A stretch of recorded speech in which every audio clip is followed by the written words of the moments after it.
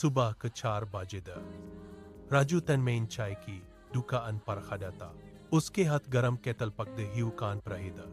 वो एक हाथ से ग्लास साफ करता और दूसरे से अपनी पुरानी किताब के पन्ने पलटता।